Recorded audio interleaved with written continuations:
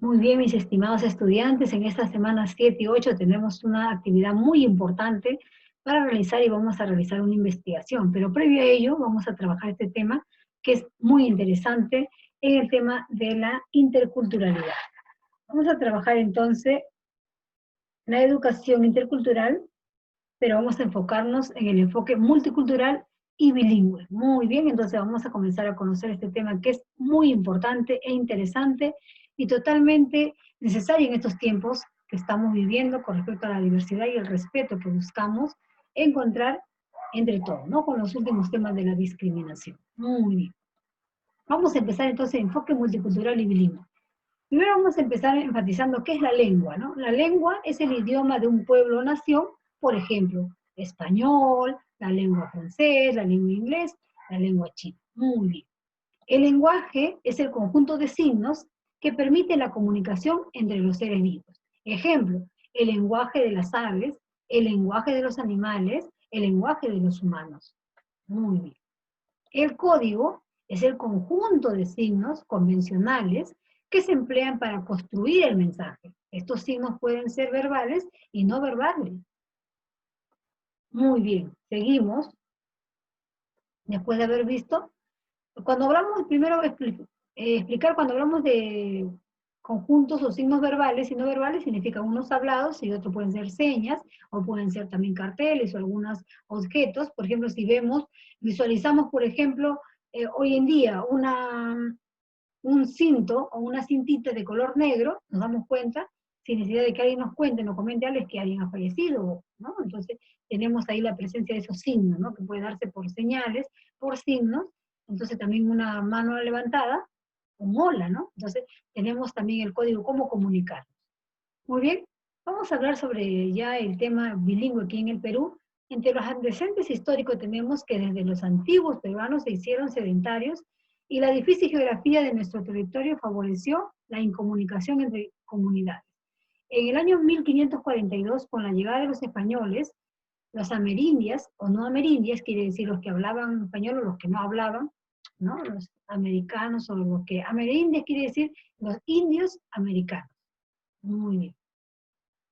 Por otro lado, el castellano se habla no solo en toda la costa, donde ya no se registran lenguas indígenas. La última de ellas se extinguió hacia la primera mitad de este siglo, sino que dada la condición de la lengua dominante, se le encuentra bastante generalizado, especialmente en las ciudades del interior, tanto andino como selvático. Esta relativa homogeneidad, según se rompa lo Palomino, es el resultado de diversos procesos de nivelamiento idiomático-cultural ocurridos en dos últimos milenios, y en los cuales el quechua y el aru primeramente, y el castellano después, jugaron un rol decisivo con avances, retraimientos y extinciones que distan lejos de haber concluido aún en la actualidad. En el plano institucional sostiene el mismo autor que la sociedad peruana se caracteriza por ser marcadamente multiglósica, al uso oficial del quechua, a la aymara y el simple patrimonio culturales a los números lenguas de la selva. Quiere decir, por ejemplo, que no hay, por ejemplo, un lenguaje oficial, ¿no? Entonces hay diversas lenguas en el cual se habla. Y esto hace que cuando uno, por ejemplo, está en un solo lugar, por ejemplo, ya no hablas lo que tú, imaginemos, yo de la costa me voy a la selva, ¿y qué hago ahí en la selva? Como hay su dialecto, entonces comienzo yo a adaptarme de ciertas cosas, ¿no? Y comienzo a perder de repente lo que yo tengo y adapto a otra lengua que no me corresponde. Pero lo ideal es que uno, por ejemplo, tenga la identidad de dónde es, ¿no? Y hablar como uno se puede comunicar, de la manera como uno lo sabe, como lo aprendió. A eso se le llama también la lengua materna, que es importante defenderla. No a todos le enseñan con la lengua materna. Por ejemplo, los que han nacido en la selva y vienen acá a Lima, la capital, se le enseña el castellano, no se le enseña su idioma. Y el niño tiene que adaptarse y así va aprendiendo de a poco. Pero lo correcto, según los derechos del ser humano, según la defensa de la interculturalidad, se refiere a que ellos tienen que ser enseñados en su lengua, ¿no? Entonces, ahí también tenemos un desafío grande dentro de lo que es el tema lingüístico. El Perú ha sido calificado como el país más diverso de América, que hay 1.450 comunidades nativas, y donde se da la coexistencia de 72 etnias o lenguas, de las cuales 7 se ubican en el área andina y 65 en el área amazónica, agrupadas en 16 familias lingüísticas. En el libro El multilingüismo en el Perú, de Inés Pozzi Scott, indica que una familia lingüística es un grupo de lenguas que tienen vínculos históricos, que parecen derivar de una lengua más antigua y abarcan varios pueblos indígenas. Pero señala también que estas lenguas están en constante peligro de extinción y que durante mucho tiempo en el Perú se ha utilizado el término dialecto para referirse a las lenguas de las Amazonías, con clara intención discriminatoria, dándoles un estatus de inferioridad con relación al quechua y al aymara. El solo hecho de conocer su existencia sería un primer paso para romper con la penosa situación de los pueblos excluidos. ¿Qué quiere decir? Que tenemos que reconocer a las lenguas, por ejemplo, de la selva, también como un idioma más. Aparte del quechua, del aymara, del castellano, también tenemos que reconocerlo. Y como dice la autora Inés Pozzi, a veces, por ejemplo, se le ha disminuido, se le ha descalificado, ¿no? Con inferioridad, que es dialecto de tal comunidad. Pero no, también se determinan lenguas. Y sabemos nosotros que la selva es la única cultura viva que tenemos, ¿no? Entonces, que aún quedan, aún mantienen su lenguaje. No han cambiado por el mismo tema de que no, ellos no buscan mucho la interacción. ¿Por qué? Porque quieren valorar su identidad, ¿no? Muy bien, el multilingüismo en el Perú. En el Perú es un país multilingüe, eso ya lo sabemos. Es decir, un territorio donde se hablan muchas lenguas. El Perú es un país multilingüe, es decir, un territorio donde se habla muchas lenguas, además del castellano, figura en nuestro mapa lingüístico algo más de 50 lenguas vernaculares y sus dialectos. Entonces, tenemos también que comenzar a reconocer, y de eso es lo que se trata en esta investigación. El castellano, hasta en el año 1975, era la única lengua oficial del Perú. Tradicionalmente ha funcionado como instrumento de discriminación y marginación de la población nativa debido al prestigio y privilegio del que se le ha dado o se le ha dotado. Por ejemplo, las personas que hablan castellano se consideran personas, qué sé yo, hoy en día costeñas, mestizas, muy bien, y las personas que hablan con quechua se le considera como inferiores. Entonces, esta brecha tenemos que quitarla. Ese es un desafío también de la multiculturalidad. Muy bien, y el quechua es la lengua autóctona, más importante por el número de hablantes y por la extensa área geográfica que abarca. Está muy dialectalizada, así tenemos que el quechua del norte, del sur, del centro, selva, son diferentes entre sí.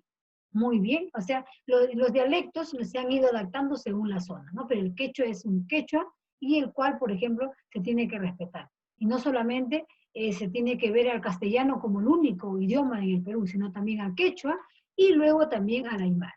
El aymara es la segunda lengua aborigen más importante junto con el agarú y el cauqui. Actualmente se concentra en el departamento de Puno, en las zonas de Tacna, Moquegua y Arequipa, al sur del país. En la antigüedad fue la lengua que competía con el quechua. El aymara y el quechua eran los dos que se hablaban, ¿no? Entonces, porque eran temas autóctonos. Muy bien. Y luego tenemos, por ejemplo, cuando dice el agarú y el cauqui, la mayoría de las lenguas que están en vía de extinción llegan a ese estado por distintos factores, entre ellos la alineación cultural. La alineación, ¿qué quiere decir? Que yo me voy a un lugar, cambio, si yo hablaba quechua ya no, agarro y cojo el otro dialecto que hablan ese lugar, el otro idioma. Entonces, ¿qué hago yo? Eso se llama alineación, alienarme a lo otro, ¿no? A la otra cosa. Dejar lo que tengo y alienarme para, qué sé yo, parecer o ser parte de ese grupo.